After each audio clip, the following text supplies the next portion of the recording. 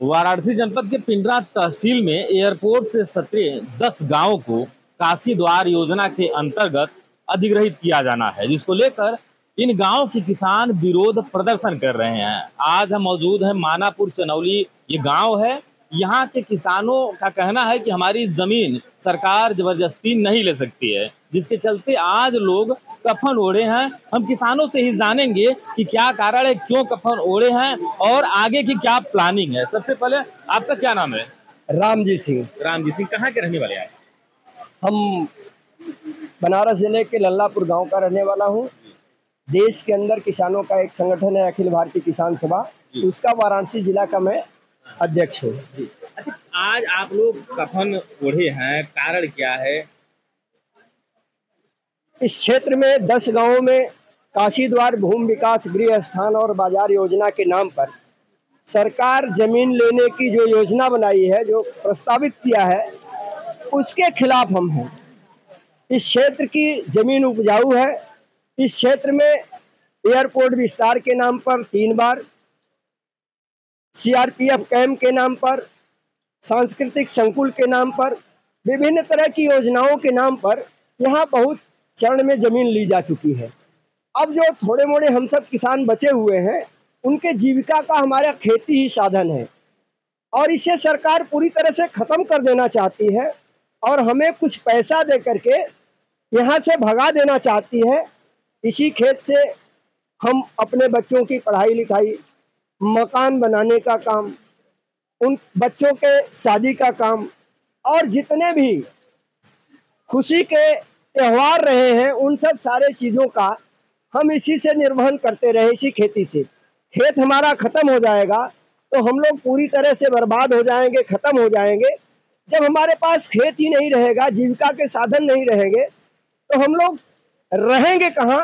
इसलिए आज हम लोगों ने 1.5 साल से चल रहे इस आंदोलन को आज हम लोगों ने कफन अपने सर पर धारण कर लिया है कि अब हम लड़ते हुए मरेंगे तो कफन से किसी से मांगना नहीं पड़ेगा, ये कफन हमारे शरीर पर रहेगा। इस आंदोलन को हम वहां तक पहुंचाएंगे जहां ये योजना रद्द हो जाती है। जब तक सरकार इस योजना को रद्द नहीं करती है, हम इन कफनों के साथ आंदोलन को आगे बढ़ाते रहेंगे। जी, कुछ और किसान हमारे साथ मौजूद हैं। आपका क्या नाम है? हमारा नाम फतेह नारायण सिंह। अच्छा। हम जो है इस कमेटी के अध्यक्ष हैं और जो है कि हमारा ग्राम मानापुर, पोस्ट पिंडरा, जिला वाराणसी का रहने वाला हूँ। जी। हमारी खुद की जमीन जो है 5 एकड़ जा रही है। एक हम आपसे ये जानना चाहेंगे कि टोटल कितने गांव प्रभावित हैं? टोटल जो है 10 गांव प्रभावित हैं। अच्छा, कितने किसान होंगे यहाँ? 10 गांव में कम से कम तो 5000 किसान होंगे। 5000 किसान है जो इस योजना से प्रभावित हैं। अच्छा, कितने दिन से आप लोग ये धरना प्रदर्शन कर रहे हैं सरकार से? हम लोग इस धरने के इसके लिए 2.5 साल से जो है प्रदर्शन कर रहे हैं। जी। हम लोग 2.5 महीने तक तहसील पर जो है अनवरत धरना के रूप में बैठे थे, रातों दिन बैठे थे। हमारे सचिव हैं वो संतोष पटेल, इनको और जो है गिरधारी को रात 12 बजे के कोई जबरदस्ती इनको उठा ले गए और वहाँ से पूरा सामान भी लेकर चले गए। तो हम लोगों ने कंप्लेन किया, बहुत मशक्कत के बाद तो हम लोगों का सामान मिला। इनकी गाड़ी गई थी, गाड़ी जो है 3-4 महीने 5 महीने के बाद जो है मिली है। अच्छा, एक चीज ये हम जानना चाहेंगे आपसे कि आज आप लोग कफन धारण किए हैं। हाँ। ये आगे क्या करेंगे कफन धारण करने के बाद? हम लोग कफन धारण कर लिए हैं कि जब तक ये हम लोगों का निरस्त नहीं हो जाता है तब तक हम लोग लड़ाई में लड़ते रहेंगे, भले हम लोगों की जान चली जाएगी, इसलिए हम लोग कफन धारण कर लिए। तो क्या कहीं आप लोग जाएंगे, रिश्तेदारी में जाना हुआ, शहर जाना हुआ तो भी कफन धारण करके जाएंगे या फिर कफन उतार के जाएंगे? नहीं भाई, रिश्तेदारी में तो जाएंगे तो उतार कर जाएंगे। कफन उतार के जाएंगे? हाँ, रिश्तेदारी में नहीं। कहीं जाएंगे तो कफन उतार के बस गांव में ही धारण? गांव में धारण करेंगे। अच्छा, तो इनका कहना है कि गांव में धारण करेंगे, तहसील पे धारण करेंगे और अगर कहीं जाना हुआ तो कफन उतार के जाएंगे। जी। और ये किसान नेता संतोष पटेल हैं। पूर्व में पुलिस द्वारा कई बार जो है ऐसी बातें सामने आई भी, जो आप बता रहे थे कि इनको ही पुलिस ने गिरफ्तार किया था और कई बार जो है पुलिस उनको उठा करके जेल भी शायद डाल चुकी थी, जेल में डाल चुकी थी। संतोष से भी जानना चाहेंगे। संतोष, सबसे पहले एक चीज ये बताइए कि कफन तो आप लोगों ने धारण किया, आगे प्लान क्या रहेगा? आगे की क्या प्लानिंग आप लोगों की है? ये सरकार हम लोगों का ये जो जमीन है 10 गांव की, इसमें ग्राम सभा पिंडरा, ग्राम सभा समोरा, ग्राम सभा कैथौली, ग्राम सभा पूरा, ग्राम सभा चकिंदर, ग्राम सभा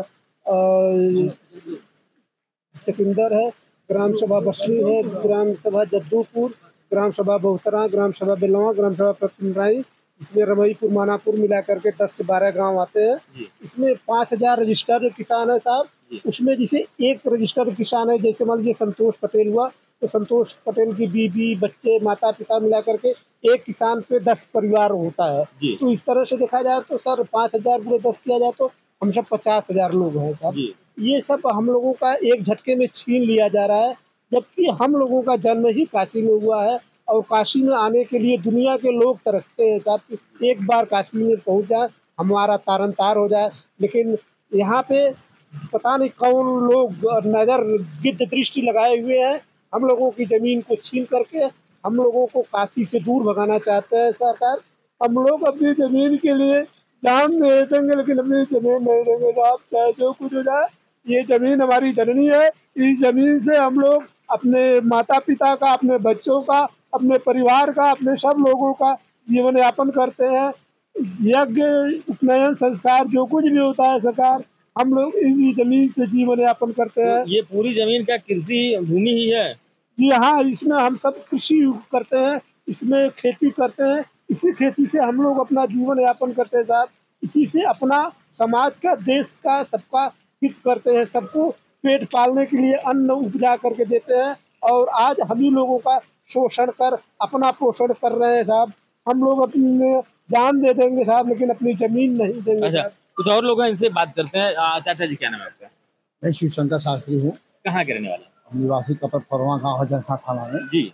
संयुक्त किसान सभा के संयुक्त मंत्री हैं। अच्छा, एक चीज ये बताइएगा, किसान सभा का समर्थन है इस आंदोलन को। जी, एक चीज ये बताइएगा, समर्थन है किसान सभा का, तमाम आप लोग भी जुटे हैं, लेकिन सरकार अगर कह रही है कि हम काशी द्वार योजना ला रहे हैं, टाउनशिप योजना, और हम यहाँ उसको विकसित करेंगे तो क्षेत्र का विकास होगा, तो फिर समस्या क्या है? समस्या ये है, सबसे बड़ी समस्या है कि ये किसानों को बरगला के, धोखा दे के, झूठ बोल के ज़मीन लेते हैं, टाटा बिरला अंबानी को देते हैं। वो पूंजीपति जब भी कोई भी काम करेगा वो बिजनेस की दृष्टि से करेगा। हमारी माताएं बहनें उसी कॉलोनी में मजदूर बन के बर्तन मांजेंगी, झाड़ू लगाएंगी, पोछा लगाएंगे, चौकीदारी हमारे बच्चे करेंगे, और इनको नौकरी नहीं मिलने वाली है। ताज़ा तरीन उदाहरण ही अमूल का है।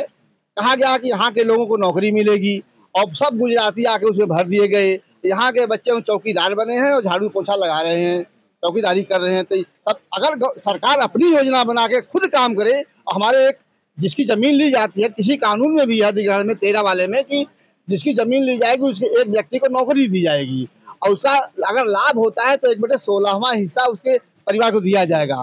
तो जो कृषि कानून कहता है, संविधान इनका कहता है, उसका पालन भी नहीं कर रहे हैं, और आप जबरदस्ती हमारी ज़मीन ले रहे हो। हमारे बच्चे कहाँ जाएंगे? हमारा उदाहरण है, जब DLW बना था वहाँ से लोग विस्थापित किए गए थे, और उनकी बीवी बच्चे, उस समय तो कुछ लोग दारू पिए, कुछ लोग 4 पहिया गाड़ी खरीद लिए, लेकिन उनके बीवी बच्चे उसी में जाकर मजदूरी कर, महिलाएं बर्तन में साफ कर रही हैं। हम लोगों की रिश्तेदारियाँ हैं, कंचनपुर में है, DLW के अगल बगल में है, हम लोग देख रहे हैं, मनाव गाँव है। तो इसलिए ऐसा न किया जाए कि हमारे परिवार 10 गाँव के उजाड़ करके हमारे बच्चे, आने वाली पीढ़ी, और इस जमीन से हमारे पुरखा बब्बा का बब्बा खाद के हमने का नाती पोता सब खैयन जी हैं। अगर ज़मीन ही नहीं रहेगी तो हम कल मजदूर बन जाएंगे, भिखारी हो जाएंगे। और ये कफन इसलिए लिया गया है कि हम मिट जाएंगे, स्मशान घाट तक इसको ले जाएंगे।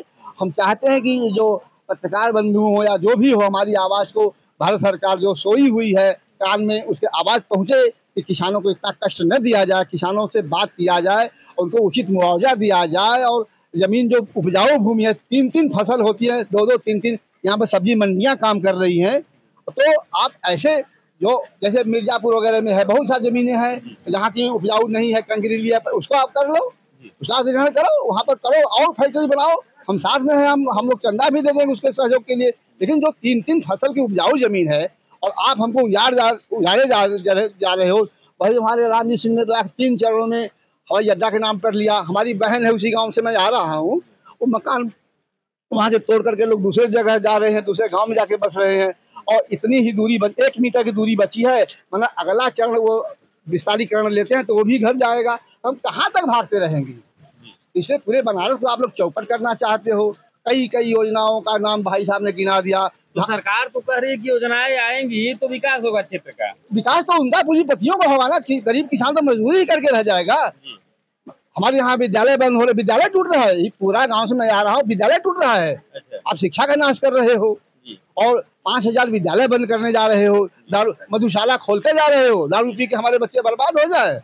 और सारी दलित बस्तियों में मधुशाला खुल रहे हैं, उच्च वर्ग की बस्तियों में नहीं खुल रहे हैं। पाठशाला खुलेगा तो बाबा साहब अम्बेडकर ने कहा था ना कि अगर ये भीड़ जो मंदिर की तरफ जा रही है, अगर ये भीड़ यूनिवर्सिटी की तरफ करे तो देश की दशा और दिशा दोनों बदल जाएगी। आप तो अपना उद्योगपतियों का, टाटा बिरला अंबानी का साथ दे रहे हो, किसानों की बात सुनी नहीं रहे हो। किसान आंदोलन 19 में चला था, 719 किसान मर गए, इसके बाद आपने क्षमा मांगी और किसान आंदोलन वापस लिया। तो ऐसा मत करो किसानों के साथ। किसान अन्नदाता होता है, पूरे देश का भरण पोषण करता है, आप दूसरे देशों को भी अनाज पहुंचाते हैं, इसलिए किसानों के पर रहम करो और ये काशी द्वार योजना को रद्द करो हमेशा हमेशा के लिए। अगर सरकार नहीं मानती है, इस काशी द्वार योजना को लागू करती है, तो अगला चरण, अगला कदम आप लोगों का क्या होगा? अगला चरण हम स्मशान, अभी हम अपने गांव पर बैठे हैं, हम स्मशान घाट पर बैठेंगे, चिट्ठी लगा के बैठेंगे वहीं पर। और मैं कहूंगा कि अरे डोम राजा जो अग्नि देता लगा दो हम लोग, जब जमीन नहीं रहेगी तो हम लोग रह के क्या करेंगे? हमारे बच्चे, हम बीवी बच्चों के साथ स्मशान घाट पर चलेंगे। सरकार हमको जब इतना परेशान करेगी तो हमारे पास कोई रास्ता ही नहीं है। हम लोग मैजिक गाड़ी करेंगे, 1 ठो 2 ठो 4 ठो, वहीं पर 1 ट्रक 2 ट्रक चैया लगाएंगे और वहीं पर आत्मदाह करेंगे।